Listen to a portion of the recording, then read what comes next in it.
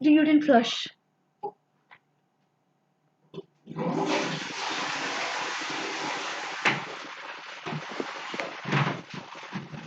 Close the switch off the light. Okay. If we don't put the heater, right? It will make it hotter, right? Now be quiet, okay? What is that? Now be quiet. It's a molecule. Good morning, my dear students. I'm Reshmi teacher. Let's continue with our topic, group theory. Today, let's discuss the symmetry elements present in benzene. As you all know, benzene, the molecule benzene is C6H6 and it has a planar geometry, hexagonal planar geometry. As usual, we can say that this molecule has identity element. Next, we have to check if the molecule has any axis of symmetry. And you can see that the axis passing through the center of the molecule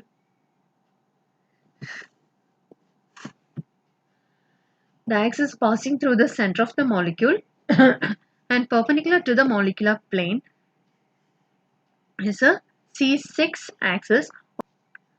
A rotation about that particular axis through 360 degree gives us 6 similar appearances, and hence that axis is called C6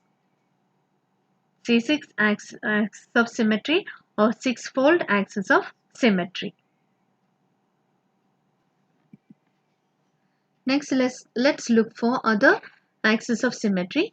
And yes, benzene has other axes of symmetry, and you can see that the axis passing through diagonally opposite carbon atoms, that is C1 and C4, is a C2 axis, as it gives two similar appearances when rotated through 360 degree.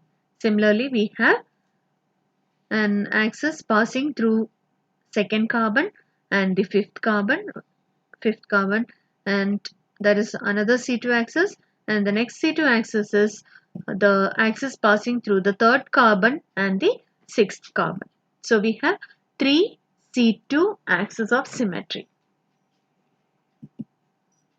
Here we can see that there are other C2 axes of symmetry passing through the opposite edge centers, which gives us two similar appearances when rotated through this particular axis.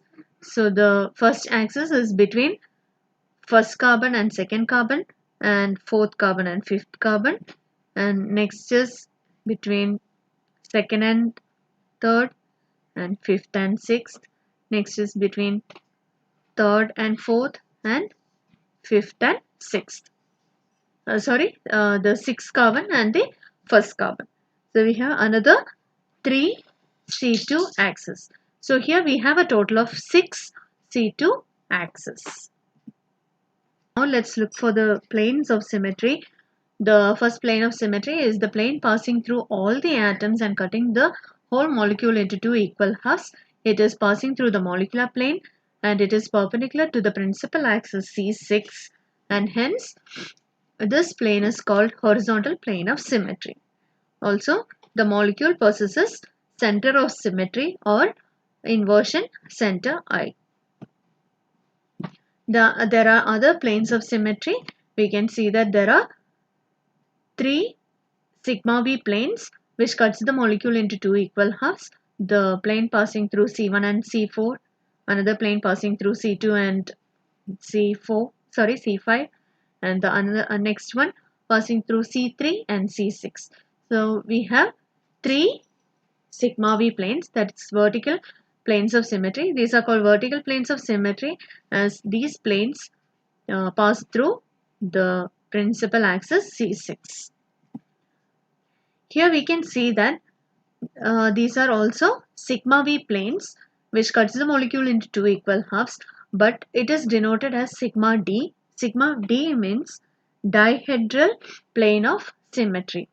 These are called dihedral plane of symmetry since you can see that here we have a C2 axis here and another C2 axis here, and these plane pass by bisecting the angle formed by two C2 axes. That's why these are called sigma D planes or dihedral planes of symmetry. To conclude, the symmetry elements present in benzene are identity element E, then C6, 6C2 perpendicular to the principal axis C6.